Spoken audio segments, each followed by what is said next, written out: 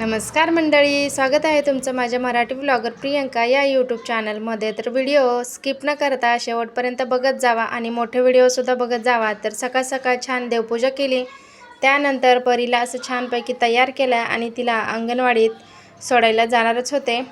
तर जवळच आहे अंगणवाडी, मग त्यानंतर तिला मस्तपैकी असं तयार करून अंगणवाडीमध्ये घेऊन गेलो आणि आता सुट्ट्या लागल्या आहेत, पण फक्त खाऊ घ्यायला बोलवतात आणि मग नंतर लगेच घरी पाठवून देतात। तर बघा, परी अशी छान तयार झाली होती आणि मग तिला मी अंगणवाडीमध्ये घेऊन आले होते। तर ती छान हसत होती की आता सुट्ट्या लागल्यात, लगेच खाऊ घ्यायचा आणि घरी जायचं म्हणून।